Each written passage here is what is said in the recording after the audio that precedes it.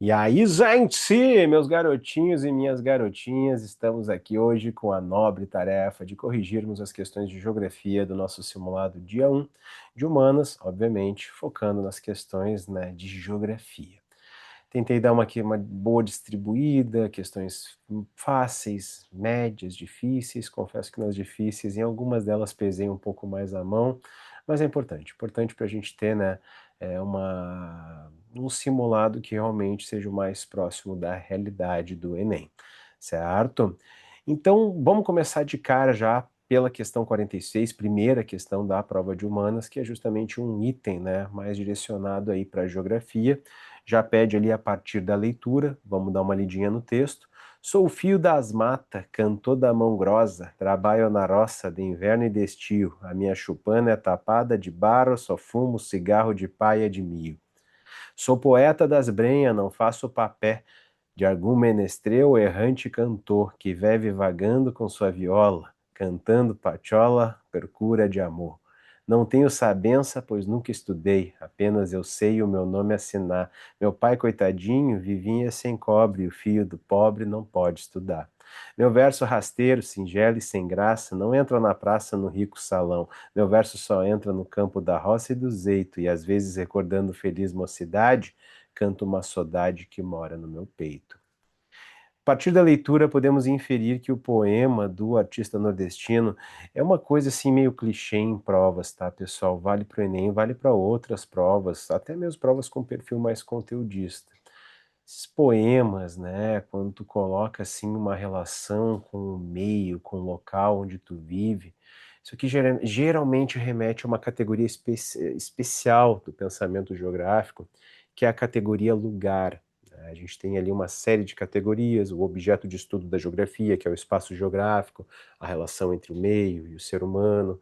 A gente tem a paisagem, que tem um viés mais da percepção sensorial, das marcas, né, que são deixadas pela relação, né, pelas sucessivas relações entre o ser humano e o meio, a paisagem que mostra o presente, mas também mostra o passado.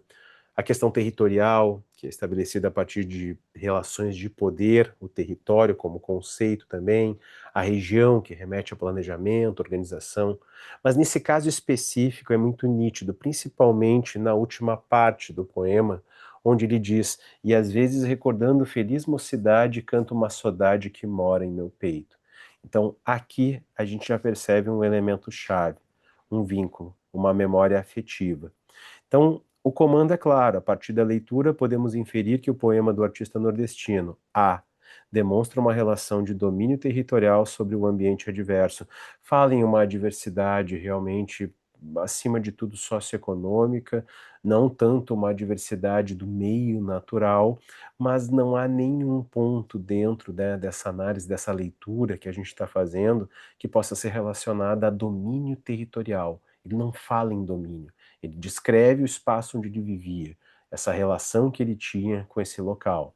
B, indica a relação harmônica entre o ser humano e o meio natural. Eu não vejo essa relação como tão harmônica, o texto não demonstra isso, muito pelo contrário, justamente coloca as dificuldades, novamente, socioeconômicas pelas quais ele passou. Letra C, enfatiza a importância da pobreza na formação do caráter. De fato, descreve a situação de pobreza na qual ele vivia e possivelmente vive, mas não estabelece uma relação entre essa pobreza e a formação do caráter do indivíduo. D, expressa o vínculo afetivo com o lugar, apesar das dificuldades enfrentadas. Então agora tivemos até esse momento, né, de A até C, tivemos distratores ali que jogam com alguns elementos que realmente estão presentes no texto, mas as relações não podem ser, não estão claras, não existe de fato a relação entre domínio territorial com o que está sendo colocado, fala em ambiente adverso, né? Embora indique uma relação entre, entre o ser humano e o meio no qual ele vive, não diz que ela é harmônica, né? Não enfatiza a pobreza, a importância da pobreza, né, na formação do caráter, mas a D sim, principalmente quando a gente olha para a última parte. E às vezes recordando feliz mocidade, canto uma saudade que mora em meu peito. Então, assim, olha o que está escrito na D: expressa vínculo afetivo com o lugar, apesar das dificuldades enfrentadas. Sem erro. Essa é uma questão aí que eu realmente acredito que, em geral, o pessoal teve facilidade para conseguir identificar a resposta correta. Na E, contesta as noções idealizadas de respeito aos modos de vida tradicionais. Não há nenhum tipo de contestação de noções, não se fala, não se contesta modos de vida tradicionais. Então, para chegar na E como resposta, a gente teria que dar uma viajada, olha, muito, muito grande. Então, essa realmente eu acredito que o pessoal conseguiu tirar mais de letra. Mas vamos para a próxima, que tem mais. Deixa eu só botar os numerozinhos aqui para ir colando a ordem delas. Depois da questão 46, nós temos a questão 49, e que novamente remete, né, a uma categoria de pensamento da geografia. Eu confesso que esse primeiro simulado ele é um pouco mais restrito em termos de habilidades que estão sendo trabalhadas. Eu preferi colocar assim assuntos, né, direcionados, algumas habilidades específicas que eu acho importantes no Enem. E quando eu falo em direcionamento, realmente é mais com o que a gente trabalhou. Não que quem esteja, que o simulado seja feito apenas para quem está fazendo o grupo de geografia. Não. Coloquei algumas questões que vão além disso, mas é nítido que o foco é maior nesses conteúdos iniciais que nós estamos trabalhando no ano. Nos próximos simulados, a gente já vai ter uma abrangência maior de conteúdos e, com certeza, uma abrangência maior de habilidades e, claro, suas respectivas competências.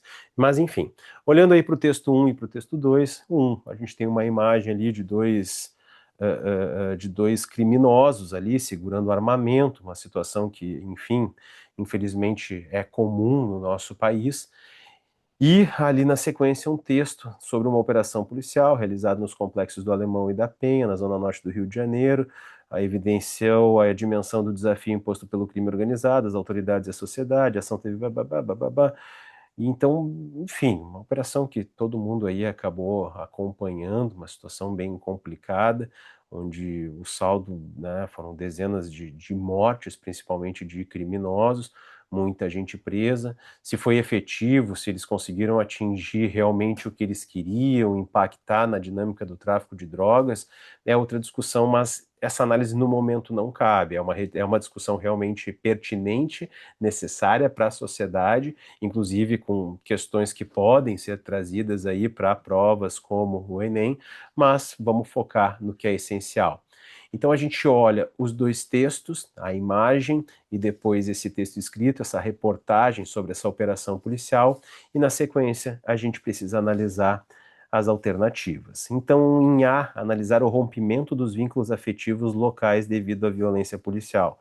Por mais que esses vínculos possam existir, a gente não consegue chegar a essa conclusão a partir da análise do texto. Né? Tu sabe que existe uma guerra, tu sabe que existe uma disputa territorial na qual o tráfico, milicianos tentam dominar determinadas áreas, não só no Rio de Janeiro, no Brasil como um todo, mas como aí foca no Rio de Janeiro. Né, a gente sabe da operação, seus problemas, mas enfim, né, não consigo ver ali, a partir da imagem ou do texto, o rompimento desses vínculos afetivos.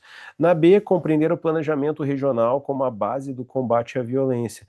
Olha, também não consigo, a partir do texto, entender que o planejamento regional, até porque o termo regional, nesse caso, ele pode ser bem amplo. Região que é região da região norte do Rio de Janeiro, ou planejamento regional da região sudeste do estado, não sei, está colocando de maneira muito vaga. Então, não posso, a partir do texto, interpretar que o planejamento regional é a base desse combate à violência. Na letra C, identificar as disputas de poder pelo domínio territorial. Aí é claro, aí direto. Território é uma categoria importante, que eu inclusive citei rapidamente na questão anterior, no item que a gente corrigiu agora há pouco. E território é aquela área que basicamente é definida, é delimitada por relações de poder, sejam eles poderes ilegais, né, sob o ponto de vista jurídico, ou poderes legais. E, de fato, há uma disputa de poder nesse território dentro da zona norte do Rio de Janeiro. Mas cuidado, tá? Quando geralmente na geografia, o Enem é essa abordagem um pouquinho mais sutil, outras provas mais conteudistas poderiam ser mais diretas, certo? Mas nesse caso, cara, é bem claro, assim, tu tá falando de uma disputa de um espaço, possivelmente o item vai direcionar para o termo território, disputa territorial, territorialização, desterritorialização, já fica como dica para outros itens aí que vocês possam enfrentar no futuro. Beleza? Então aqui já coloco como gabarito letra C, mas vamos olhar os outros distratores. D, perceber o espaço geográfico como indutor das relações sociais de poder. De fato, no espaço geográfico, as manifestações, as relações sociais, elas estão acontecendo. Mas a partir da análise, eu não consigo perceber o espaço como indutor das relações sociais de poder. É no espaço onde essas coisas estão acontecendo, ele não induz, o que induz são as ações humanas, né, os processos sócio-históricos que levaram até essas condições. Então eu realmente não posso considerar isso, né, esse papel que o espaço geográfico tem, que realmente é uma categoria fundamental, é o objeto de estudo da geografia, mas eu não consigo estabelecer essa relação de indução das relações de poder. E por fim, entender a percepção sensorial que legitima a existência de poderes paralelos. Muito bonito esse distrator, acredito que alguns tenham assinalado, mas não há nada de percepção sensorial. Inclusive, percepção sensorial é algo que remete a uma outra categoria de pensamento, que é a paisagem. Então, nesse caso, não consigo novamente estabelecer essa relação. Beleza? Vamos para a próxima, questão 56, segundo a minha colinha. Deixa eu ver aqui, cadê ela? Aqui, ó. Opa, duas na sequência. Vamos pegar primeiro essa bonitinha. Tio Thomas Robert Malthus, que escreveu ali seus ensaios no final do século XIX, 1790, no final do século XVIII, perdão, 1798. Ensaios sobre os princípios de população. Segundo Malthus, podem ser considerados dois postulados fundamentais. O primeiro afirma que o alimento é indispensável à existência humana, enquanto o segundo sustenta que a reprodução... Enquanto o segundo sustenta que a reprodução entre os indivíduos é uma característica constante das sociedades. A partir destas premissas, o autor argumenta que a capacidade de crescimento da população é superior à capacidade da Terra de produzir meios de subsistência. Entra inclusive aquele raciocínio de PA, PG, a produção de alimentos no ritmo de uma progressão aritmética, a produção de crescimento populacional no ritmo de uma progressão geométrica, né? E que em algum momento faltariam alimentos. Nesse contexto, Malthus identifica dois tipos de obstáculos ao crescimento populacional, os chamados obstáculos positivos, incluem fatores como guerras, fome, desnutrição, positivos, fome, desnutrição, epidemia, doenças, pragas e guerras, que atuam no aumento da taxa de mortalidade. Já os obstáculos preventivos referem-se a práticas voluntárias que visam a redução da taxa de natalidade, como o controle da reprodução. Beleza. Apesar do êxito e fama iniciais, a teoria proposta falhou ao desconsiderar. A gente não vai fugir do texto, até aqui foi por força de hábito, já saí lendo ele, a gente sabe que o comando da questão é o nosso ponto de partida. A leitura do texto, nesse caso, não agrega muito para a gente conseguir resolver, é interessante voltar a essas reflexões do Malthus, mas fundamental mesmo é entender o contexto no qual ele publica essas ideias para conseguir responder a esse item. Apesar do êxito e fama iniciais, a teoria proposta falhou ao desconsiderar a superação da visão conservadora que aceita modelos familiares alternativos. Então a proposta falhou ao desconsiderar a superação, mas existiu essa superação da visão conservadora? Até hoje tem pessoas que batem nessa tecla. Então, não acho que é uma falha, aliás, tenho certeza que não é essa a falha teórica, né, da teoria do Malthus, tem um ponto que é bem mais importante do que a visão conservadora ou não, não é, inclusive, uma discussão colocada pelo Malthus. Não posso dizer que existe essa superação da visão conservadora, certo? Então, a A, de maneira alguma, responde a esse comando, tá? Não tem relação para chegar até A. Eu entendo que o Enem, galera, tu tenha que dar voltas, às vezes, em termos de raciocínio, para chegar. Agora, quando tu precisa, assim, ó, dar uma ou duas voltas para chegar à resposta é uma coisa, dar 5, 6, 7 voltas, não. Não existe, ele não falha na questão da superação da visão conservadora. Ele falha por desconsiderar outros aspectos importantes.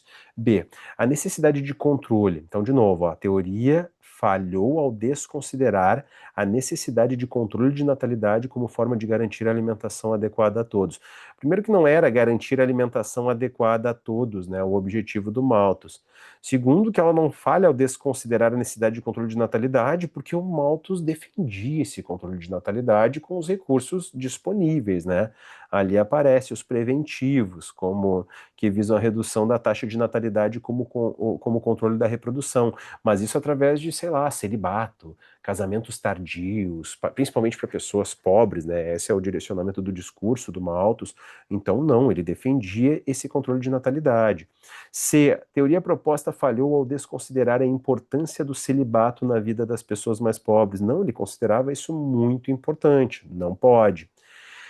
Outro distrator, sim, D, os benefícios do baby boom para as economias industriais do século XIX. Cara, um pega-ratão meio tosco, porque o baby boom é algo que acontece no século XIX. Desculpa, que acontece no século XX e não no século XIX. O contexto do baby boom ali é o pós-guerra, por volta ali de 1950. Então não tem nada a ver o baby boom com as economias industriais do século XIX, claro. Esses países que foram pioneiros no processo de industrialização tiveram seus booms demográficos. Mas quando em prova citarem o baby boom ou a grande explosão demográfica que aconteceu no planeta, isso está direcionado para meados do século XX e não para o século XIX. E os impactos da Revolução Industrial na produção agrícola. E sim, eu até digo sempre para os alunos que eu passo um pouco de pano para o Malthus, porque apesar de algumas ideias serem absurdas, cara, o contexto da época precisa ser considerado. E o Malthus estava publicando essas ideias no olho do furacão. Poucas décadas, algumas décadas antes, tinha se iniciado na Inglaterra a Revolução Industrial, que já estava começando a se espalhar para outras regiões da Europa. Mas, ao mesmo tempo, era difícil, naquele processo, enquanto ele acontecia, entender as consequências que a Revolução Industrial teve, para o bem ou para o mal. E nesse caso, ela impactou diretamente no aumento da produção, da produtividade agrícola. O rendimento na agricultura aumentou bastante.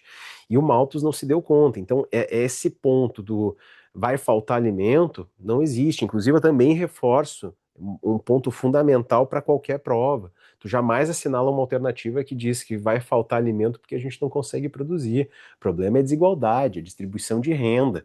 Então, realmente, a gente produz mais alimentos do que a gente, né, enfim, consome, e isso, esse aumento da produção, da produtividade, muito, né, desse crescimento se deve à Revolução Industrial, certo? Por isso, letra E precisa ser a alternativa. Beleza, vamos aqui para o ladinho já. Aparecem dois textos para nós. Um aqui é uma imagem da família Doriana, certo? Aquele modelo de família idealizado, padrão, né, que surge com uma teoria demográfica que já está sendo citada ali para vocês. A teoria neomalthusiana está associada a um contexto histórico marcado pela chamada explosão demográfica, observada sobretudo nos países mais pobres a partir do período posterior à Segunda Guerra Mundial. Nesse cenário, a teoria defendia a necessidade de aplicação de métodos e técnicas de controle populacional como forma de enfrentar os problemas decorrentes do rápido crescimento da população. Dessa forma, o neomalthusianismo não se configurou apenas como uma formulação teórica, mas também como uma proposta com forte dimensão prática apoiada por interesses políticos e econômicos. Suas ideias tiveram desdobramentos significativos nos países então denominados subdesenvolvidos, influenciando políticas voltadas ao controle demográfico.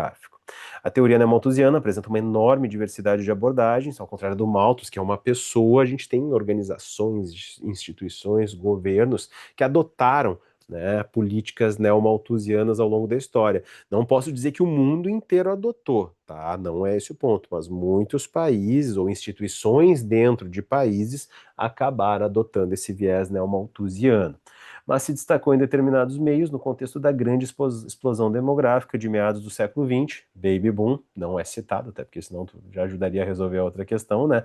Mas acho que alguns se ligaram. Entre as ideias controversas da teoria apresentada nesse contexto, teremos a visão utópica de que melhorias nas condições de vida levariam à redução do número de nascimentos. Olha, pessoal, isso não é uma visão utópica, isso aí na realidade é a teoria hegemônica nos dias atuais, que é a teoria reformista, é justamente isso que ela defende. Enquanto o neomalthusiano diz que o crescimento populacional é o fator responsável pelo subdesenvolvimento das nações, o reformista inverte essa lógica. Ele diz que o subdesenvolvimento, a pobreza em larga escala, é o fator que direciona para uma elevada natalidade e fecundidade. Por quê? Porque é o que a teoria de Warren Thompson, né, publicada lá no final da década de 20, diz, analisando justamente o comportamento demográfico de países no mundo. Conforme as condições de vida da população melhoram, a tendência é reduzir natalidade e fecundidade. Então, não tem nada a ver com o neomalthusianismo.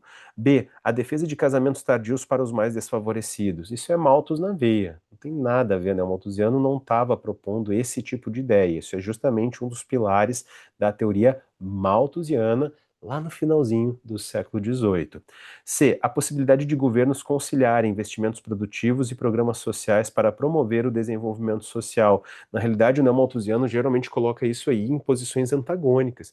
Ele diz que os excessivos investimentos, gastos em programas sociais, em políticas públicas, com coisas inúteis, né, como saúde, educação, imagina isso, investir nesse tipo de coisa, seria um problema, porque justamente quando tu investe nisso, tu deixa de investir na infraestrutura, de transportes, de telecomunicações, ou investimentos produtivos, né, para fazer a economia crescer.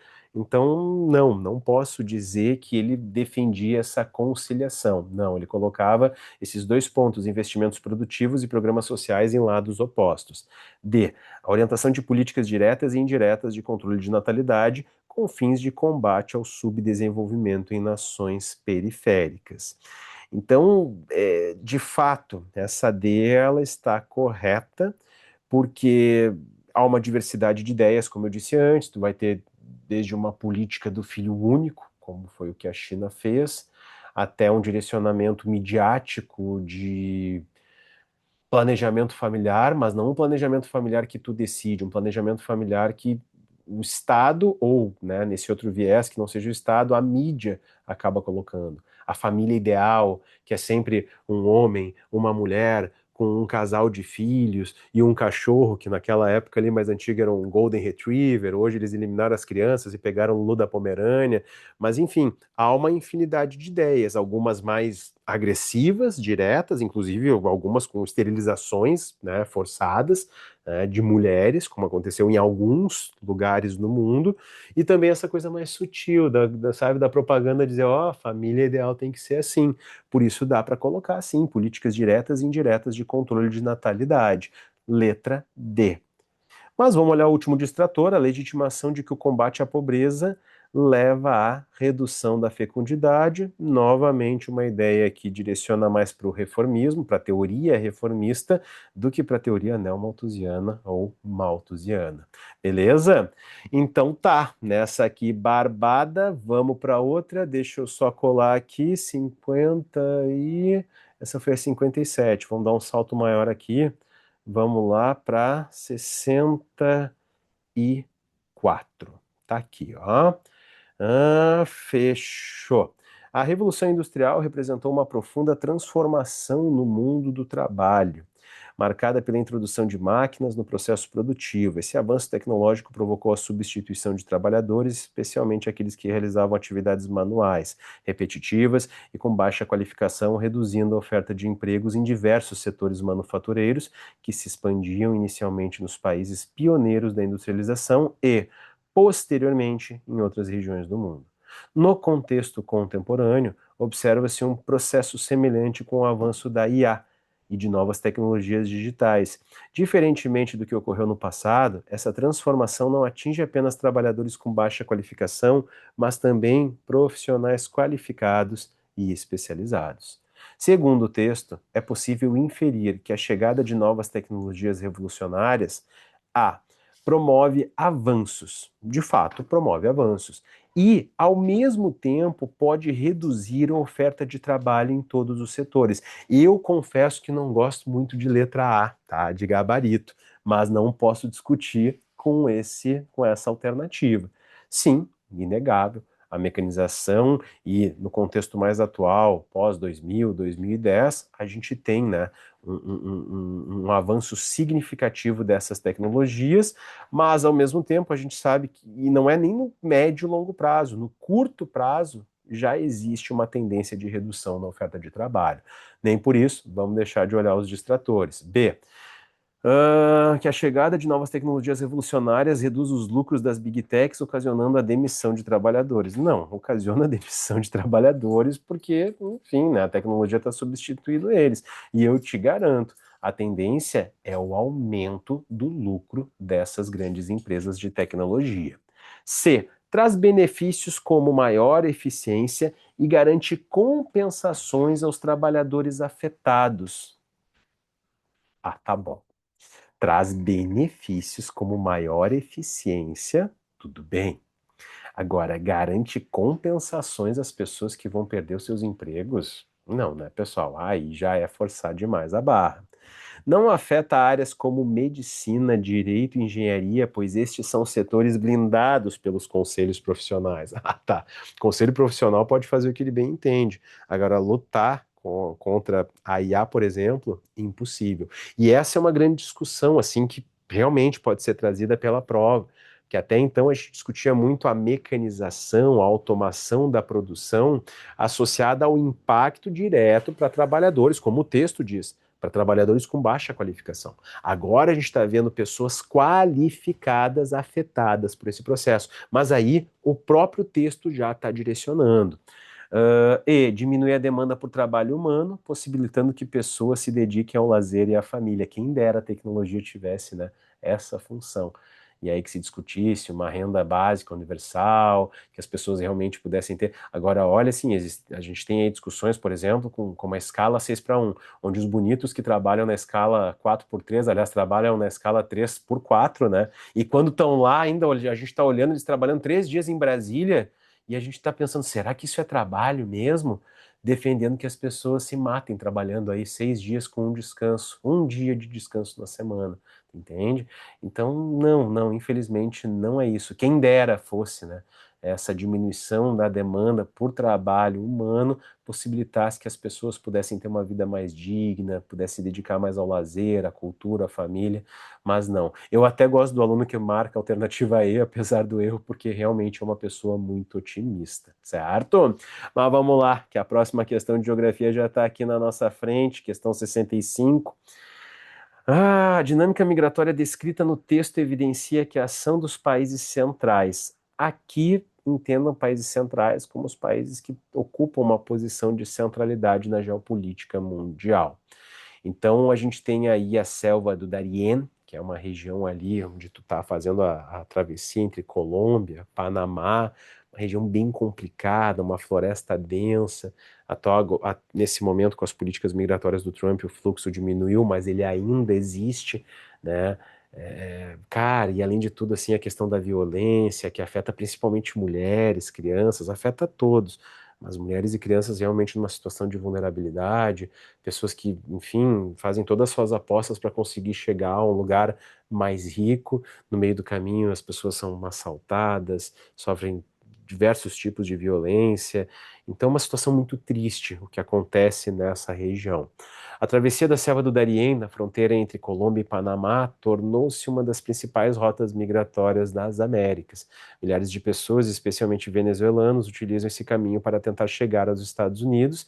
Estima-se que cerca de 7 em cada 10 migrantes nessa rota sejam venezuelanos que fogem de crises econômicas e sociais em seu país de origem. A jornada é marcada por riscos extremos, incluindo ataques de grupos criminosos, roubos, fome, doenças e acidentes com animais peçonhentos. Apesar dessas condições, o fluxo migratório persiste, impulsionado pela busca por melhores condições de vida. Paralelamente, políticas migratórias mais restritivas, adotadas pelos Estados Unidos, especialmente com o reforço do controle de fronteiras e a limitação da entrada de imigrantes e refugiados, têm intensificado as dificuldades enfrentadas por esses grupos ao longo do trajeto. Então, mostra um pouco dessa realidade cruel desses migrantes, né, internacionais que passam por essa região tão complicada. Então, de novo, a dinâmica migratória descrita no texto evidencia que a ação dos países centrais, ou seja, a gente tem que buscar a ação dos países ricos, que são o alvo, o principal destino dessas pessoas aí nesse contexto, porque, sinceramente, a gente tem muito mais gente entrando em países pobres pela facilidade de entrada do que nos países ricos. Mas como tem pouco rico para muito pobre, afunila e aí realmente é um fluxo que acaba sendo mais intenso. Então, a dinâmica descrita evidencia que a ação dos países centrais reduz os fluxos migratórios ao impedir a circulação de pessoas, aliviando os impactos negativos da migração na economia. O próprio Enem sabe disso, já colocou num item, a migração em geral, a imigração é positiva para a economia, ainda mais em países ricos, de industrialização clássica, onde o processo de envelhecimento é uma realidade. Se essas políticas do Trump, elas continuarem, perdurarem, tu pode ter certeza. Logo, logo eles vão sentir, eles já estão sentindo essa escassez de mão de obra, a tendência é isso aumentar. E claro, né, essa matemática não é simples. Escasseou a mão de obra, aumenta a demanda, aumenta os salários pagos, e aí a economia pode dar uma boa trancada. Então, jamais o Enem legitimaria esse tipo de alternativa. Eu acho, inclusive, assim, ó, políticas muito radicais como a que o Trump impõe hoje, elas reduzem os fluxos, né? Porque, cara, fiscalização pesada. Agora, falar em impacto negativo da migração, de jeito nenhum, galera. Jamais assinalem uma alternativa como essa no Enem ou em qualquer outra prova séria que vocês estejam fazendo. Os países centrais é direcionada para a promoção da integração regional da América Latina com o objetivo de preservar as características culturais da região. Mas de jeito nenhum, quem dera, né? Pelo menos tivesse esse aspecto. Mas não há nenhuma direção, nenhum direcionamento para a promoção de integração regional na América Latina. Já vimos assim algumas questões que a gente poderia associar com blocos econômicos, mas não tendo o objetivo de preservar características. Se estivessem tão interessados em preservar características culturais, valorizariam mais a cultura, né, hispânica, latino-americana dentro dos Estados Unidos, já que do jeito que a história é contada, parece, né, que o fluxo sempre foi o quê? De leste para oeste. Ingleses, franceses chegando. Muitas vezes a história do fluxo sul-norte da América Latina em direção àquela região não é contada. E vamos lembrar também de mais um detalhezinho, né? Aqueles estados ali do sul, sudoeste, eles pertenciam ao México, eram territórios mexicanos que basicamente foram roubados pelos Estados Unidos, certo? Então, de jeito nenhum preservar características culturais, quem dera fosse. C. Evidencia que a ação dos países centrais intensifica a mobilidade populacional ao desincentivar rotas seguras, intensifica o fluxo migratório ao desincentivar rotas seguras de migração? De jeito nenhum, né? Não tem. Se fosse para intensificar a mobilidade, teria um incentivo para que essas rotas fossem seguras. Mas eles estão, eu nem quero dizer a palavra, né? Mas eu acho que tu entende. Eles não estão nem aí para a rota. A questão da rota é eles conseguirem ter o controle, saber por onde essas pessoas vão entrar. Não, não querem, muito pelo contrário, rotas seguras de jeito nenhum. D. Influencia os fluxos migratórios ao impor barreiras que redirecionam e tornam mais precárias as rotas. Aí sim, vou te dar um exemplo prático, porque nem sempre fica claro o raciocínio que, né, esses itens do Enem, a maneira como eles se apresentam aí para vocês. A gente tem uma situação agora onde realmente os Estados Unidos bloquearam bastante a entrada de pessoas, obviamente o fluxo ilegal continua, mas nenhum cenário onde existe muita dificuldade para entrar nos Estados Unidos, as pessoas buscam outras alternativas, inclusive o nosso país. Agora, essa questão, por exemplo, em Cuba, a situação realmente está muito precária, os caras sofrendo com apagões, redução de indicadores socioeconômicos, né? Tem questões relacionadas com o governo cubano, mas acima de tudo com as sanções que são aplicadas a Cuba, e aí na falta de alternativa, na falta de destino, na falta de possibilidade de entrada nos Estados Unidos, porque tu pode andar milhares de quilômetros e bater com a cara no portão, não é tão fácil assim as pessoas irem pelo mar, como muitos pensam, o Brasil passa a ser uma alternativa. Então é isso, influencia os fluxos migratórios ao impor barreiras que acabam redirecionando e tornam mais precárias ainda as rotas, porque algumas rotas já estavam mais consolidadas, as novas rotas tendem a ser mais precárias. Então é uma questão mais complexa, porque depende do país, das suas políticas migratórias, mas não tem como eliminar ela nesse caso. Então, questão 65 realmente tem que ficar com a letra D. Garante a proteção humanitária ao impedir o acesso dos migrantes a políticas de acolhimento. De jeito nenhum, né? Não tem, é completamente contraditório o que está dito aí. Garante proteção humanitária ao impedir acesso dos migrantes a políticas de acolhimento? Teria que ser garante proteção humanitária ao facilitar o acesso dos migrantes à política de acolhimento. Então, também está errada. Beleza? Vamos que tem mais. Depois da 65, questão 67. Aqui o bicho pega. Entra geografia, física em cena, o pessoal já se assusta. Mas é interessante. Essa questão aí mostra, então, nosso planeta num contexto bem específico, tá? A gente está vendo que o hemisfério norte está recebendo, né, a radiação com mais intensidade. Percebam aqui, pessoal, olha só. Percebam a duração. Eu sei que é um desenho em duas dimensões, tem todo outro lado, mas olha o tamanho desse dia. Olha o tamanho dessa noite. Essa linha, inclusive, que separa, tá, a noite do dia, a gente chama de círculo de iluminação, certo? E olha já no hemisfério sul, pegando aqui, ó, não precisa ser na linha do trópico, olha aqui, olha o tamanho dessa noite, olha o tamanho desse dia. Então aqui a gente tem possivelmente uma situação de solstício, quando a radiação está batendo perpendicular em um dos trópicos, nesse caso perpendicular no trópico de Câncer. Então é o início do verão no hemisfério norte e início do inverno aqui no hemisfério sul. Reparem que existe uma discrepância muito grande entre o dia e a noite quando eu comparo norte e sul, mas olhem agora para o Equador, a gente não vê uma diferença assim tão significativa. A gente sabe que existe essa variação porque a Terra executa um movimento ao redor do Sol, conhecido como translação, mas ao executar esse movimento, ela também está fazendo a sua rotação. Só que a rotação terrestre, enquanto ela gira, o plano do Equador, ele não coincide com o plano da órbita. Na realidade, se a minha mão representasse o plano da órbita, o caminho percorrido pela Terra ao redor do Sol, a gente ia perceber que a Terra tem uma inclinação de cerca de 23 graus e 27 minutos, que é justamente o que faz com que um hemisfério receba mais radiação do que o outro. Então, a partir das informações apresentadas, é possível compreender que as regiões próximas à linha do Equador não têm a necessidade de adotar o horário de verão devido a... Primeira questão do horário de verão. O horário de verão é adotado, né, aqui era adotado, mas em outras regiões do mundo, principalmente na zona temperada, ele continua sendo, com o objetivo de economia de energia. Por exemplo, nosso verão, se fosse aqui o caso, eu estou em Porto Alegre, então, sei lá, às 4:30 da manhã, no auge do nosso verão, eu vou botar ali, pode até ser o início dele, nosso solstício de verão, por volta do dia 21 de dezembro, a gente vai ter o nosso dia mais longo do ano.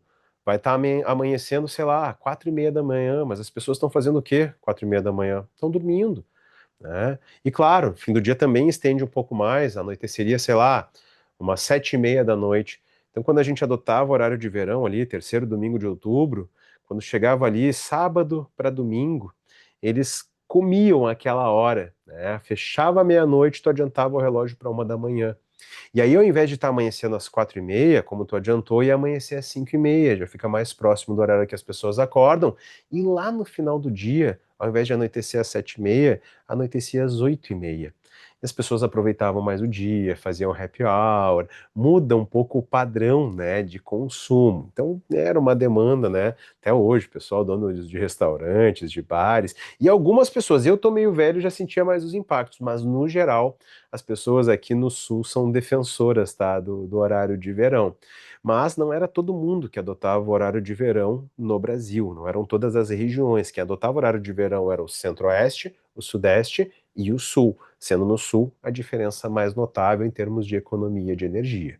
O fato é que ele também gera uma série de impactos negativos para a saúde, alteração do relógio biológico e, como ocorreu uma mudança no pico de consumo de energia, o governo, né, achou melhor acabar eliminando. Foi no governo Bolsonaro, mas se, né, existisse um clamor popular tão grande assim, o governo Lula possivelmente teria retomado.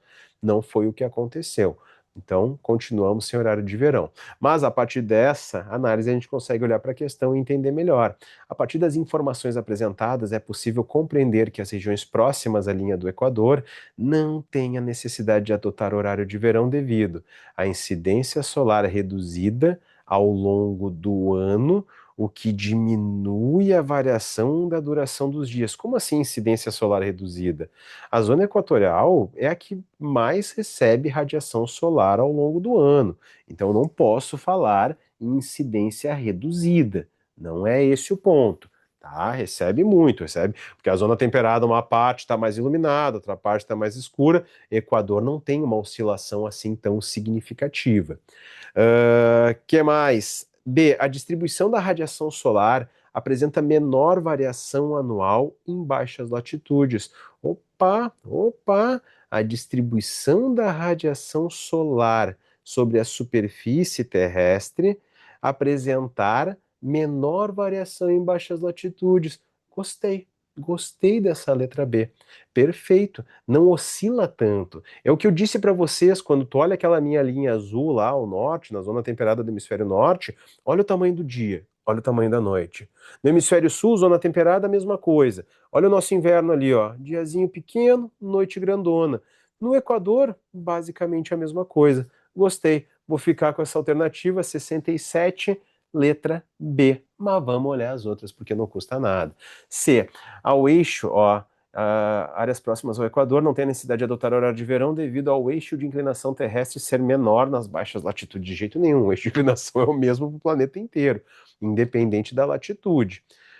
Então não pode, não tem como a gente colocar esse tipo de distrator. Ser menor, não. É sempre o mesmo. Ele tem variações, tá, pessoal? Mas varia para uma latitude, vai ser a mesma para outras latitudes, tá? Ele oscila, sei lá, entre 22 e uns quebradinhos, 24 e uns quebradinhos. Mas isso demora milhares de anos para acontecer e o eixo de inclinação vai ser igual para toda a Terra. Não há necessidade devido à duração das noites ser superior à dos dias ao longo do ano. Não. Tem uma época. Equador não oscila muito, mas conforme eu me afasto, né, do Equador, dessas baixas latitudes equatoriais, aí as discrepâncias aumentam no inverno e no verão. Por exemplo, aqui no hemisfério norte, se tu olhar ali o círculo polar, essa região aqui não vai anoitecer, tá rolando o chamado sol da meia-noite. Em compensação, aqui é escuridão total, é a chamada noite polar. Então, não, né? Que mais? E a altitude equatorial reduzir. Cuidado, pessoal. Cuidado para não ler rápido esse tipo de questão, tá? A altitude não.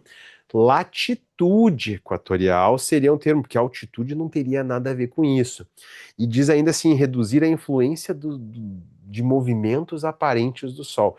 Esse é o distrator mais nada a ver que existe. A altitude não impacta, eu não sei nem o que eles estão falando de reduzir a influência de movimentos aparentes do Sol, não faz sentido. Eu gosto deles, mas essa questão é o que fiz, tá? Eles inventam, mas é porque eu tenho várias pessoas vivendo aqui dentro do meu cérebro perturbado, tá? Então esse certamente é o distrator mais viajão, que às vezes quando o cara não tem noção do que está sendo cobrado, ele olha para ele e pensa, bom, já que eu não entendi nada, eu vou botar. Mas não faz sentido algum. Beleza? 67 foi, vambora ali para 73, pessoal. 73. Aqui. Essa é uma questão que eu me baseei num item que o Enem fez. Questão 73, primeiro texto ali, a Terra, justamente executando a sua translação, coloca datas, coloca ali o que é solstício, quando a radiação está batendo em um dos trópicos, equinócio, quando a radiação está batendo bem no meio ali no Equador, né? Solstício é desequilíbrio, né? Tem noites e dias, né, desiguais, principalmente em áreas afastadas do Equador. Equinócio é bem fácil de lembrar. Equinócio, a radiação bate no Equador. E bate no Equador, bem no meio, equilíbrio, noites e dias com aproximadamente a mesma duração. E o texto 2, grande usina do gasômetro, toda uma descrição dessa torre com mais de 117 metros, mas o mais importante é olhar para a latitude. Cuidado, tá, pessoal? Lembrem, isso é bem importante. Inclusive, até deixa eu voltar um pouquinho na questão 67. Não, eu sacanei, eu sacanei. Porque eu podia ter facilitado, mas foi uma coisa que eu me policiei bastante para não deixar uma pergunta responder a questão, alguma outra questão. Então, não esqueçam, tá? Eu falei do eixo de inclinação da Terra, que é de. Tá aqui o EI, não é Estado Islâmico, 23 graus e 27 minutos. Justamente a latitude dos trópicos, certo? Então, a zona tropical, se eu quisesse marcar, posso marcar lá naquele desenho que eu acho melhor para vocês conseguirem visualizar. Então, aqui, ó, Trópico de Câncer, 23 graus e 27 minutos, norte. Trópico de Capricórnio, 23 graus, 27 minutos, sul. Certo? Ai, que coincidência, o mesmo valor do eixo de inclinação, coincidência como tu nascer no dia do teu aniversário, tá? Se o eixo de inclinação fosse 40 graus, essa seria a latitude dos trópicos, tá? Mas, cuidado, porque Porto Alegre não está dentro dessa faixa de latitude. Porto Alegre não está na zona tropical, está na zona temperada, ao sul do Trópico de Capricórnio. Lembrando que a zona temperada fica entre os trópicos e os círculos polares. Então, pessoal, olha só, esse tipo de questão mais adequado mesmo é tu conseguir desenhar, tá? Para visualizar o fenômeno. A gente tem aqui, ó, olha só. Deixa eu apagar esse eixo de inclinação, tu já conseguiu ver, certo? Para te mostrar uma outra coisinha. Cadê? Aqui, ó. Terra. Uhum. Boto aqui o Equador. Boto Trópico de Câncer. Boto o Trópico de Capricórnio, certo? O Sol, ao longo do ano, gurizada, ele vai transitar entre um trópico e outro. Então, assim, eu vou ter uma época do ano onde o Sol vai estar aqui. Eu vou topar. Só um pouquinho. Cadê? Fica melhor assim. Ó, dia 21 de junho, o Sol vai estar batendo. Olha que estranho. Eu quero deixar redondinho, mais bonitinho. Deu. Agora vai. Mas que coisa! Agora que eu quero um círculo, o negócio não fica, então vai ser assim, ó. Primeiro tirar esse marrom cocô, botar um laranja bonitinho. Agora sim, ó. 21 de junho, radiação vai estar batendo perpendicular aqui, ó, no Trópico de Câncer. Nos dias 22, 23 de setembro, vai estar batendo no Equador, mas também no dia 20 e 21 de março vai estar batendo novamente no Equador. Porque assim, né? Primeiro, 21 de junho. Aí a Terra gira, gira, gira, gira, inclinadinha. 3 meses depois, a radiação está batendo no Equador, 22, 23 de setembro. Mais 3 meses, tá? A radiação vai estar batendo aqui no trópico. Sempre tem que alternar entre um solstício e um equinócio. Como em 22, 23 de setembro rolou o equinócio de primavera, 3 meses depois, tá ali a data, inclusive no desenho, a Terra vai estar numa situação de solstício, novamente, verão no hemisfério sul e inverno no hemisfério norte. Então, chegou aqui no trópico, ele não vai passar da linha do trópico. A gente sabe que a Terra que gira é um movimento aparente do Sol, mas chegou no trópico, vai voltar, certo? Vai voltar em direção ali ao norte, passando pelo Equador por volta do dia 20 de março, até chegar lá 21 de junho, e aí esse ciclo está começando. Eu ainda vou voltar nesse assunto ali numa questão que aparece umas coordenadas geográficas para vocês. Mas o fato, galera, é que Porto Alegre está aqui, ó. Tá aqui, eu tô exagerando um pouquinho, afastando mais do Equador, mas é só para tu entender o seguinte. Olha a pergunta. Considerando as informações apresentadas, a torre da usina do gasômetro localizada em Porto Alegre, coordenadas 30 sul, 51 oeste, terá às 12 horas. Ao contrário do Enem, eu sei que não pode ser a hora do relógio, tá? Tem que ser a hora solar, a hora que está fazendo referência à posição do Sol em relação ao meridiano. Então, quando eu digo que é meio-dia solar, o Sol está batendo no meridiano da cidade. Meridiano, lembrando, são esses semicírculos que cruzam a Terra aqui, ó, no sentido, ou na direção norte-sul, sul-norte. Como eu disse, Porto Alegre está aqui. Se o Sol está alinhado com o meridiano de Porto Alegre e a torre do gasômetro está ali, só um pouquinho, deixa eu tirar esse ponto, botar o meu agora. A sombra eu vou representar com uma cor verde. Se a sombra está ao norte de nós, essa torre precisa apontar para o sul, certo? Só que daí tem uma outra questão importante. Quanto mais distante esse foco de luz, quanto mais distante o Sol se encontra, maior vai ser o tamanho da sombra. Então, por exemplo, essa situação aqui, ó, número que eu vou botar com o número 1, certo? Com o Sol aqui, 21 de dezembro, ele está muito próximo de nós. Então essa sombra vai ser menor. Quando tiver ali na posição 2, seja 22 de setembro ou 20 de março, a sombra vai ter uma posição intermediária, né? Vai ser um meio termo entre as duas situações de solstício. Agora, quando chegar na posição 3, que é inverno para nós, verão para eles no hemisfério norte, o Sol está muito distante. E aí essa sombra, eu vou exagerar aqui, obviamente, ela vai ser maior. Portanto, tem que ser no dia 21 de junho, inverno para nós aqui em Porto Alegre, quando o Sol está batendo perpendicular lá no Trópico de Câncer, e, né, claro, a sombra apontando sempre para o sul. Não interessa. Essa questão, ela era chatinha, porque eles pegaram essa imagem que eu peguei ali, ela era em cima da sombra, para onde a sombra do Congresso Nacional se projetava. Não tem que corrigir ela agora, mas é uma questão interessante. Eles escolheram a data 21 de junho também, mas se tivessem escolhido 21 de dezembro, a resposta seria outra. Mas nesse caso não tem erro. A sombra de qualquer objeto em Porto Alegre, meio-dia, hora solar, ela sempre vai apontar para o sul.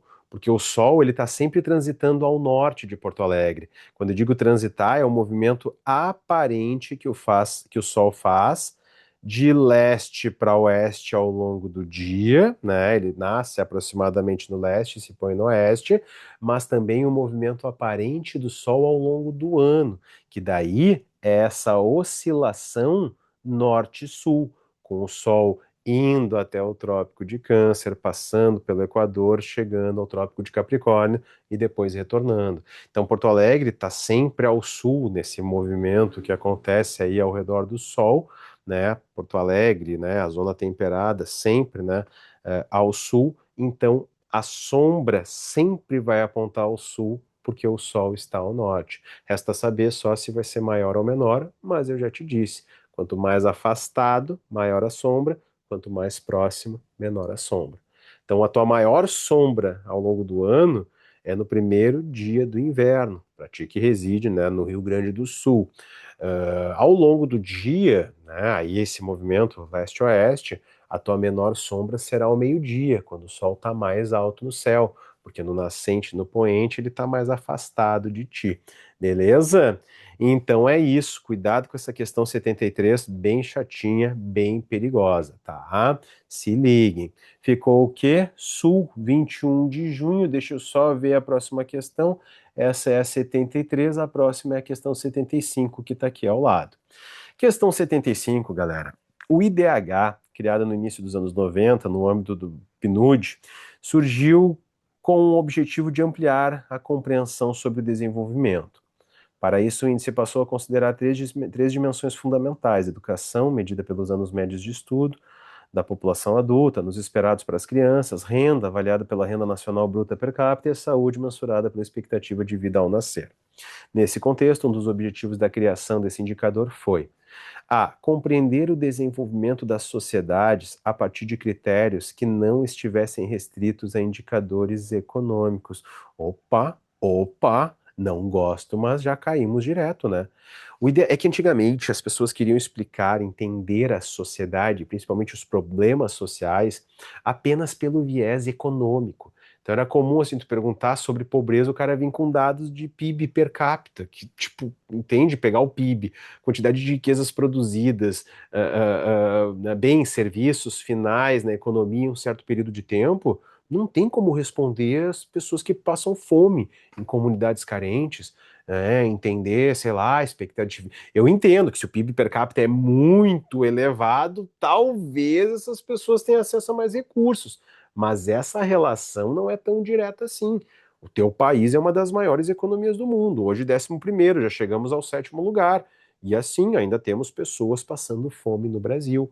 Então, o objetivo do IDH não é esgotar o debate, mas sim ampliar. Ampliar considerando mais do que esses indicadores meramente econômicos. Portanto, a A é a resposta. Mas vamos olhar para as outras. B. Esgotar as possibilidades de discussão acerca do progresso socioeconômico das nações nunca foi um objetivo. Quando os dois economistas, o Amartya Sen e agora me fugiu o nome do outro, criaram, eles sabiam que não estavam esgotando todas as possibilidades da discussão. O IDH não considera desigualdade de gênero, não considera, sei lá, o IDH comum, né? Tu tem até algumas variações de cálculo do IDH, mas esse IDH mais genérico, Cara, não considera particularidades como a democracia, né, a participação popular nas decisões que são tomadas, então tem muitas coisas que são deixadas de lado. Não teria como, na realidade, um indicador contemplar, tá, pessoal, todos os âmbitos que envolvem a sociedade. Isso seria muito complexo, muito difícil. Seria, na realidade, impossível. C. Possibilitar que países periféricos alcancem o mesmo nível de desenvolvimento dos países centrais até 2050.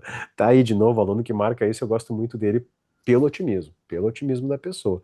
Mas não faz sentido algum, nem até 2050, até 2100, porque no fim das contas o IDH está medindo quão, como é que eu posso dizer, o quão escandinava é uma nação, né? Porque esses indicadores, saúde, renda, educação, é o que a gente vê lá na Noruega, Suécia, Finlândia bombando. Quando é que o último lugar, o Sudão do Sul, que tem um IDH abaixo de 0,4, vai conseguir alcançar uma Noruega, uma Islândia, né? Países que já passaram de 0,970. Impossível. Mostrar que as especificidades socioeconômicas das nações não são tão discrepantes. Acabei de responder, né? Sudão do Sul 0,388, Noruega, Islândia 0,972. Não, não. Desconsiderar aspectos meramente econômicos, pois só os indicadores sociais conseguem mostrar a realidade. É um distrator perigoso para quem estuda, para quem ouve o professor falar, porque daqui a pouco, opa, realmente eles queriam ampliar fugindo dos indicadores, mas cuidado, eles não estão dizendo que os indicadores econômicos são inúteis, não, tanto que ali fala em renda bruta nacional per capita. É importante, mas não responde todas as perguntas. Por isso, a alternativa A. Beleza, deixa eu ver. 75, vamos para 77 agora. Questão que, olha, cara, Enem ama, URGS ama, PUC ama, Hogwarts ama, todo mundo ama.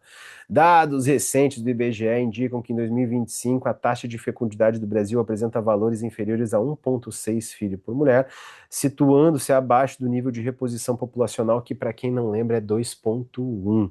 O Brasil já vem ali desde os anos 2000, entre 2000 e 2010, caiu abaixo da reposição. Cuidado, dica importante, não esquece que cair abaixo da reposição não significa declínio populacional imediato, porque mesmo estando abaixo da reposição, a expectativa de vida aumenta. As pessoas vivendo mais, a população continua crescendo. No caso brasileiro, isso perdura até 2040, quando vai iniciar ali o chamado inverno demográfico, se continuar nesse ritmo. Então, nítida, né? O que está acontecendo, essa redução, é só pensar na realidade de vocês, das avós, das bisavós, e a tendência de redução dessa natalidade e fecundidade. Entre as consequências do processo apresentado nos textos, destaca-se a tendência ao envelhecimento populacional com impacto sobre a estrutura etária. Perfeito. É isso, não tem o que discutir. Né? Então, reduz a entrada de jovens, reduz o número de nascimentos, a expectativa de vida aumenta, cada vez menos jovens, cada vez mais, primeiro adultos, né? Mas esses adultos em algum momento serão idosos, e isso altera toda essa estrutura etária populacional. B, necessidade de maiores investimentos em educação básica. Isso acontece, galera, quando tu tem muita natalidade, muita fecundidade, muita criança entrando na população. Esse foco em educação em países que têm muitos jovens é justamente para preparar essas pessoas para o futuro. Agora não. Agora teria que ser uma alternativa direcionando, sei lá, para cuidado com idosos, para questões previdenciárias. Por favor, não esqueçam, tá? Isso é um assunto muito importante que não cai em provas. Despenca, vai aparecer certo. Se o Enem vai cobrar de novo, não sei. Mas em alguma prova importante que vocês vão fazer, certamente vai aparecer. Retomada preventiva de políticas de controle de natalidade, pois há uma tendência de reversão da queda devido a programas sociais. Não, não. E não cai nesse papinho de WhatsApp que se a pessoa recebe Bolsa Família, vai querer ter filho só para receber o benefício. Isso aí é teu tio do pavê que manda para ti. Não faz sentido, não tem base estatística, muito pelo contrário, tá? Em geral, melhora as condições de vida, tendência é que as pessoas tenham menos filhos. D. Redução gradativa da pressão na Previdência. De jeito nenhum. Aumento na pressão na Previdência. Certo? Devido ao aumento da mortalidade de idosos. Não tem nenhuma relação, tá? A questão previdenciária é que tu vai ter cada vez mais adultos inativos, aumenta essa relação de dependência, né? Então, jovem em geral é inativo, tem uma parcela dos jovens que é considerada PA no cálculo mais abrangente do IBGE. PA, população economicamente ativa. Mas não, cara, não tem, né? A tendência é realmente aumentar essa pressão na Previdência, porque tem cada vez mais inativos e, enfim, cada vez menos jovens entrando na população, jovens que um dia seriam adultos e poderiam agregar para a economia. Mais do que isso, não é essa apenas a função do jovem, mas nesse caso é a análise que está sendo feita. E necessidade de criação de políticas de incentivo à natalidade que têm se mostrado eficientes nos países centrais. Talvez em algum momento o Brasil tenha que fazer isso, mas hoje ainda não é uma realidade plausível, né? Não investiriam nisso. E essas políticas de incentivo à natalidade, elas não estão surtindo o efeito esperado, tá? Seria mais fácil flexibilizar migrações do que esperar que as pessoas voltem a ter mais filhos. Uma coisa que eu estava até comentando esses dias em aula, né? Porque chega ali que a gente vai analisar o gráfico de crescimento da população, crescimento vegetativo, as taxas, natalidade, a mortalidade, e tem alguns bonitos que gostam de colocar no final. Alguns bonitos são demógrafos, tá? Que eu realmente respeito, mas assim, não é o que a realidade mostra, porque chega no final, fase 5 do crescimento vegetativo, do crescimento da população, e eles colocam três caminhos: o crescimento vegetativo voltando a aumentar, ele estável e ele diminuindo. Até agora, o que aconteceu no mundo, em geral, foi a queda desse crescimento vegetativo. Não vejo possibilidade de aumento no momento. Talvez no futuro isso aconteça. Beleza? Então ficou o quê? Tendência ao envelhecimento populacional com impacto sobre a estrutura etária. Vamos para a próxima, essa é a 77, agora vamos na 83. Bora lá, cadê você? Cadê você? Ah, aqui o bicho pega. Essa eu confesso, essa é a questão que eu fugi mais do padrão Enem. Mais.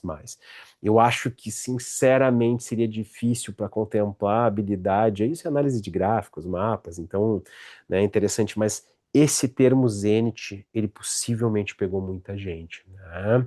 Então, Zenit é justamente aquela situação onde eu tenho o Sol fazendo um ângulo de 90 graus com um ponto na superfície. Só que, como eu disse na outra questão, só pode ocorrer esse ângulo de 90 graus dentro da zona tropical. E aí a gente precisa lembrar, galera, isso é importante, vocês não dão muita bola para isso, mas é fundamental lembrar essas principais latitudes: 23 graus e 27 minutos norte para o Trópico de Câncer, Equador zero, 23 e 27 sul para o Trópico de Capricórnio, né? Até os círculos polares aqui não fazem muita diferença, 66 e 33 sul, 66 e 33 norte, não vai fazer diferença. Deixa eu só botar aqui. Tá. Mas assim, ó, só existe a possibilidade de rolar zênite na zona tropical, certo? De novo, vou botar aqui para vocês, ó. Aqui, 23,5 graus norte, aproximadamente. Aqui, 23,5 graus sul. E aí entenda o seguinte: se uma localidade estiver na linha do trópico, o trópico é o limite do zênite. Então só vai ocorrer zênite solar na linha do trópico uma vez ao ano. No caso do Trópico de Câncer, dia 21, ou por volta do 21 de junho. E Trópico de Capricórnio, por volta do dia 21 de dezembro. Então, assim, ó, na linha do trópico, galera, na linha do trópico, apenas uma vez, tá? Uma vez apenas, porque o trópico é o limite. Se tiver na zona tropical, deixa eu ver se vocês conseguem enxergar, não na linha do trópico, tá? Olha só, aqui, ó. Na linha do trópico, desculpa, na zona tropical, mas não na linha do trópico, esse fenômeno, o zênite solar, ele vai acontecer duas vezes. O pessoal geralmente lembra do Equador porque tem duas datas de equinócio: 20 de março, 21 de março, 22, 23 de setembro, mas cuidado, tá? Cuidado para não ratear. Porque se está dentro da zona tropical, mas não na linha do trópico, o Sol vai passar e depois ele vai ter que voltar, passar por cima dessa região novamente. Então, na zona tropical, duas vezes. E fora da zona tropical, jamais teremos sol no zênite. É o caso da Torre do Gasômetro. Torre do Gasômetro está em Porto Alegre, 30 graus de latitude sul. Cara, essa sempre vai existir sombra e ela sempre vai apontar para o sul, meio-dia solar, tá? Não esquece disso.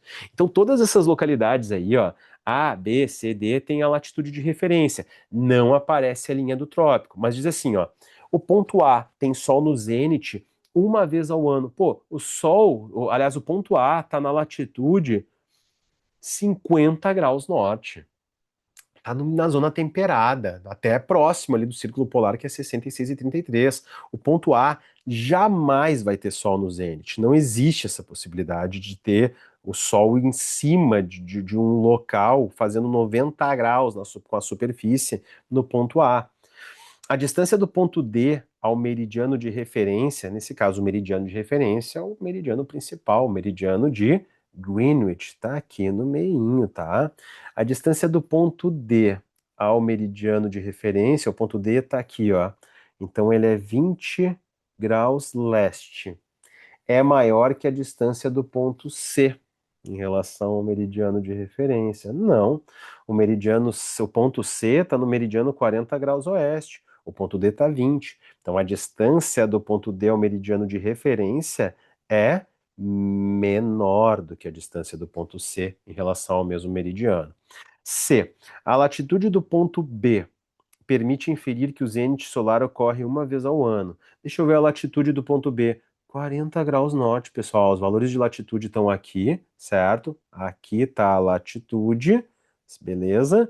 E lá em cima, aqui, ó, nós temos a longitude, em cima no mapa, certo? Porque, nesse caso, lá próximo ao extremo norte da Terra.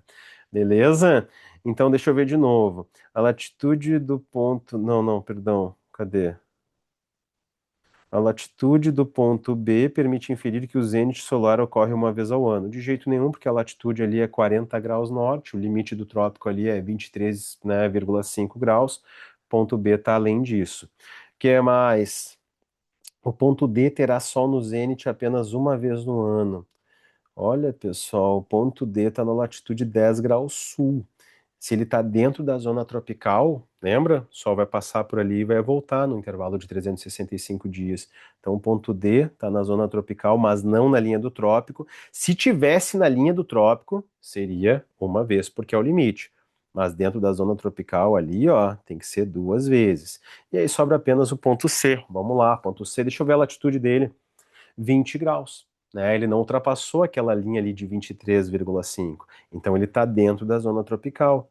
E aí a gente sabe, o Sol vai ir e vai voltar duas vezes ao ano, portanto a C está correta. Apesar de ter me passado nela, usar esses termos, né, zênite, né? Acho que o Enem evita ser assim, não é que evite o conteúdo, muito pelo contrário, cobre assim ao contrário do que muitos dizem. Mas nesse caso eu acho que, né, o termo Zenit eu poderia ter colocado de outra forma. Mas enfim, né, não, eu queria muito dar essa maltratada, então acho que foi importante porque o pessoal muitas vezes acaba subestimando um conteúdo que cai. Não é a cara do Enem cobrar isso, mas o Enem pode cobrar. Nessa habilidade específica de análise de gráficos, de imagens, de mapas, cartas, cara, não tem. Eles podem realmente cobrar isso de vocês. Então ficou questão 83, cadê? Pá, pá, pá, mas tudo bem, fica isento, ocorre Que estranho, cara, porque aqui até eu botei, eu geralmente nem olho, mas aqui aparece um outro gabarito. Não sei se tá divulgado. Deixa eu até conferir aqui. Uhum. Deixa eu ver. Não, não tenho dúvida do meu gabarito, tá, pessoal? Eu tenho certeza disso. Deixa eu só ver se não foi passado equivocado para você, só que eu não sei esse número da questão de cabeça, mas não, tá? Ponto C, 20 graus de latitude sul, se não tá na linha do trópico duas vezes, gabarito letra E com toda certeza, sem discussão. Tá, mas vamos que tem mais coisa aqui pra gente. 83 foi, vamos chegar no 85. As crises são inerentes à dinâmica do sistema capitalista, podendo ocorrer por diferentes motivos, como a superprodução, o estouro de bolhas especulativas e as disputas por recursos naturais, muitas vezes associadas a conflitos e guerras. Esses processos afetam diretamente a organização da economia global e as sociedades em diferentes escalas.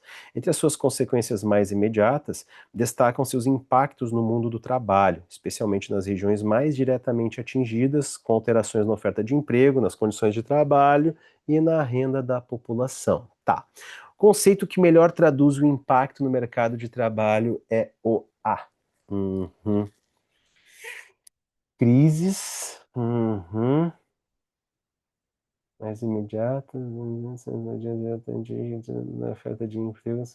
Tá, beleza. Uhum. É. Pessoal, assim, eu até fui ver se não tinha alguma coisa assim no meio do texto que pudesse levar a algum tipo de confusão. Quando a gente fala de desemprego, impactos, não sei, acho que é melhor nesse caso eu olhar para as alternativas e aí puxar para o texto fica mais fácil para vocês. Conceito que melhor traduz o impacto no mercado de trabalho, ou seja, está falando de alterações na dinâmica laboral, na dinâmica de trabalho das pessoas. Primeiro, fala em crises e diz: o conceito que melhor traduz o impacto no mercado dessas crises é a migração forçada. Não, as crises não vão. A crise econômica pode até levar uma pessoa a migrar. Agora, migração forçada, como é o caso de pessoas que foram escravizadas, num contexto mais atual, tem mais destaque a questão dos refugiados. Cara, não vou associar a migração forçada com a crise econômica. Acho que em algumas situações até tem uma linha muito tênue, assim, imagina uma crise absurda, as pessoas passando fome, aí é quase, né, que direcionada a pessoa sair do local. Mas é muito difícil a gente ter um caso como esse no mundo. Então, migração forçada é conflito, é guerra, é disputa de poder que reflete na população que se vê obrigada a sair, até porque no caso dos refugiados, lembrando, né, todo refugiado é um migrante, mas nem todo migrante é um refugiado. A situação do refugiado o buraco é muito mais embaixo. E aí não tem como eu associar isso, o que está no texto, com migração forçada. Gentrificação planejada, eu nem sei o que é. Lembrando que gentrificação é aquele processo de mudança gradativa de população de alta renda, né, que substitui pessoas de baixa renda que vivem no local. Agora, gentrificação planejada é um conceito que eu só larguei para sacanear mesmo. Não tem.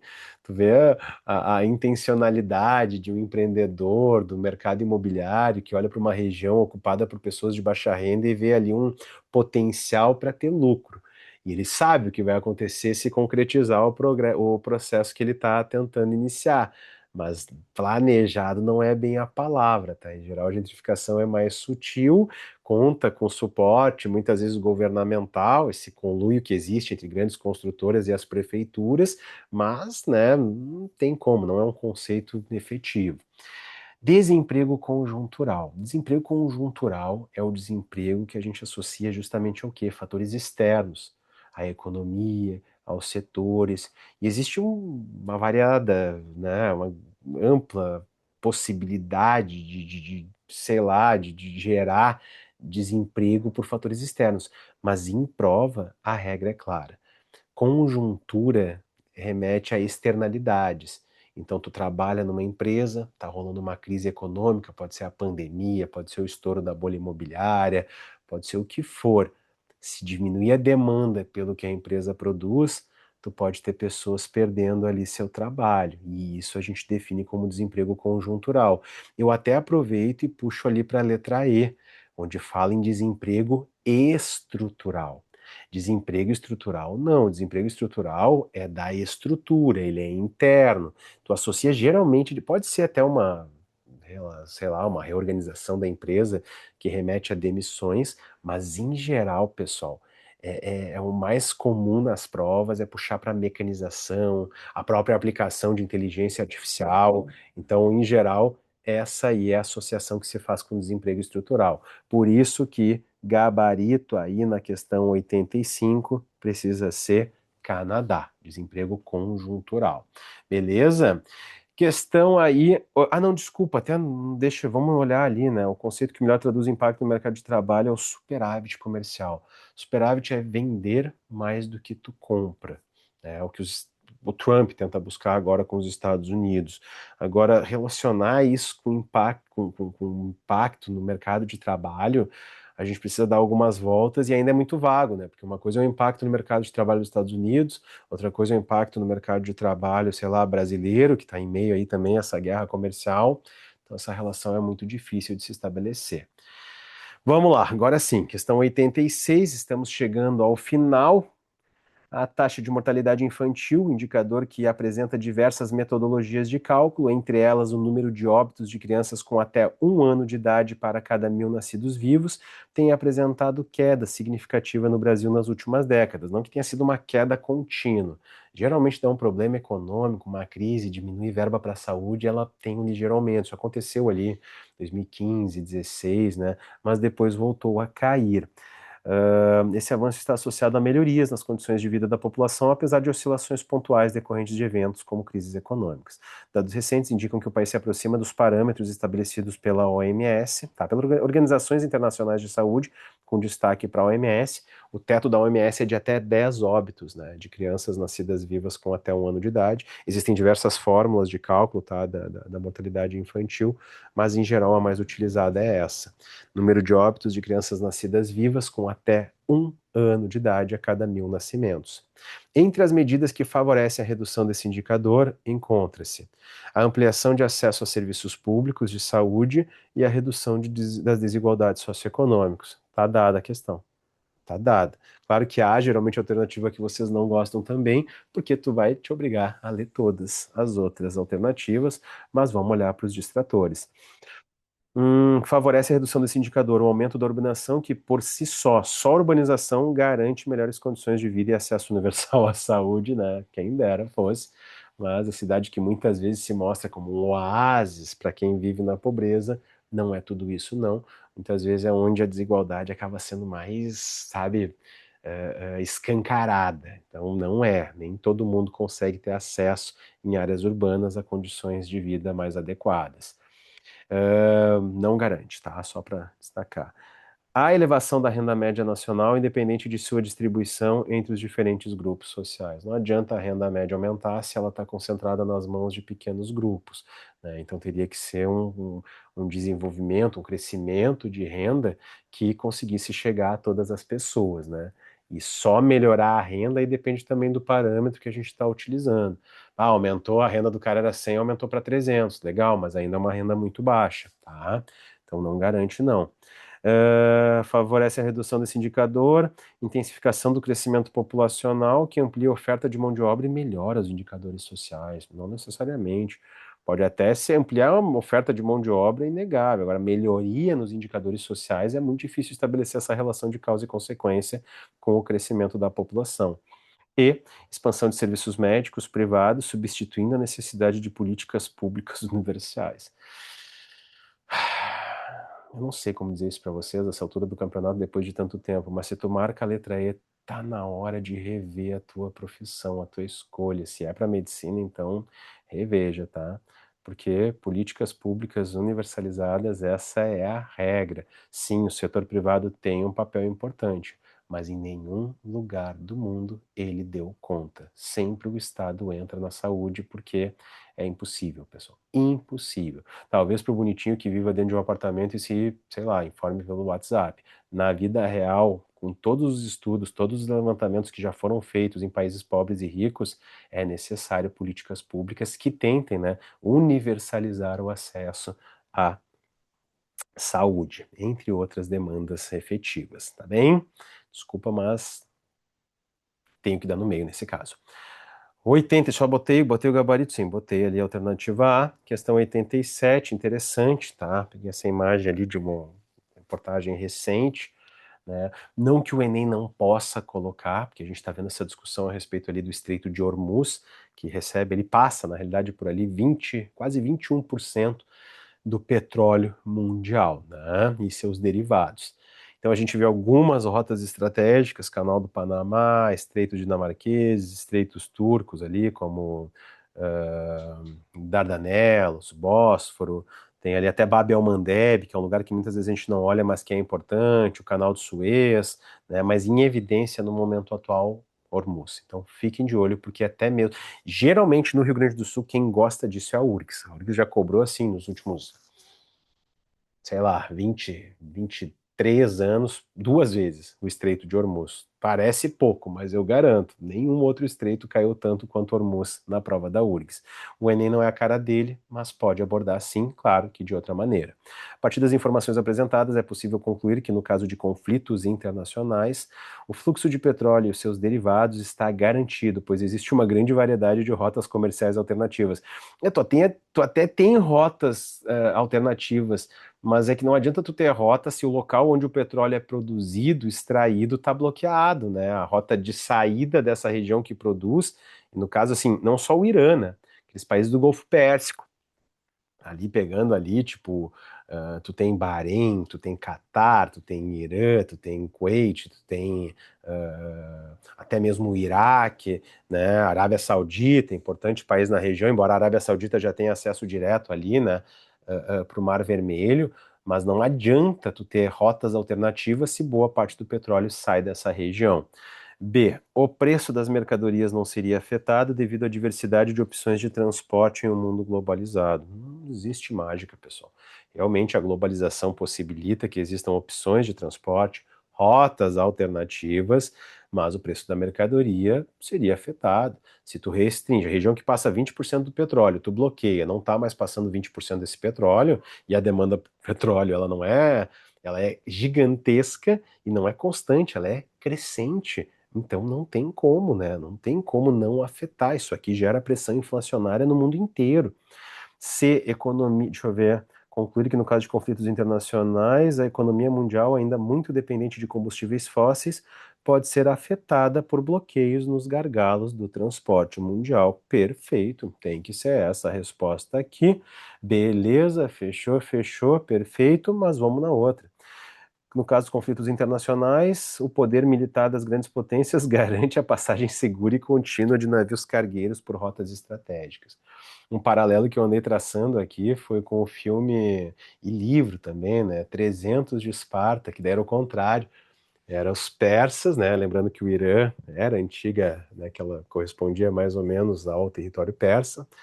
Então, a gente tinha ali persas tentando chegar a Esparta, e aí os espartanos, eles se colocam justamente num gargalo, só que, claro, não era uma rota marítima, né?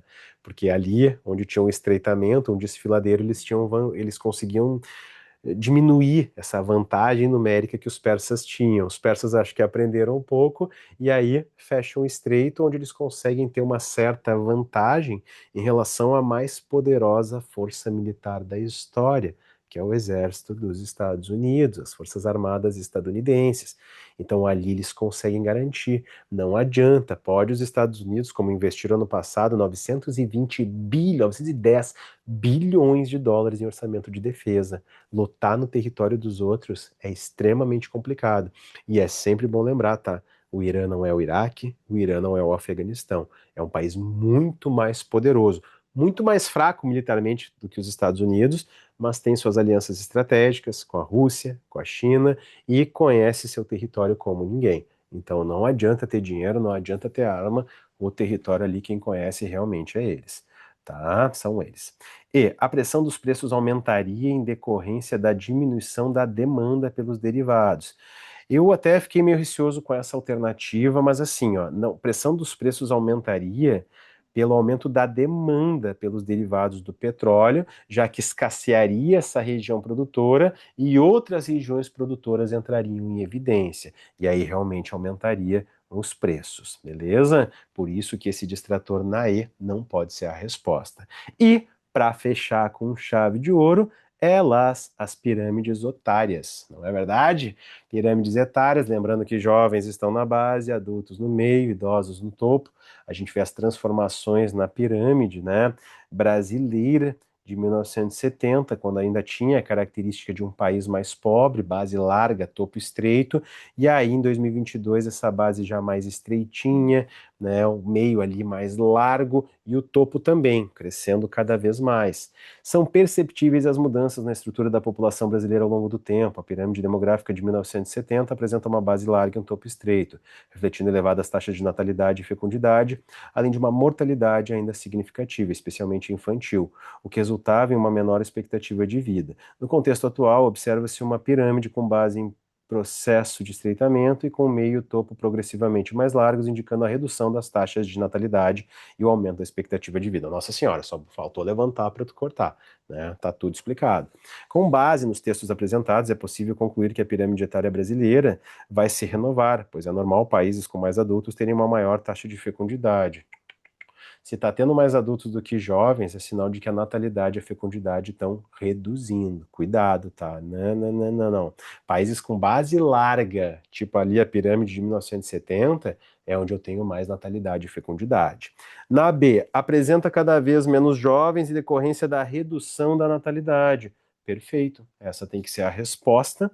Tá aqui ela bonitinha para vocês, né? Tá estreitando a base, tá reduzindo a natalidade, fecundidade. C tende a se estabilizar, o que condiciona o fim da transição demográfica. Pessoal, nunca, tá? Inclusive o Enem já fez esse pega-ratão, me inspirou.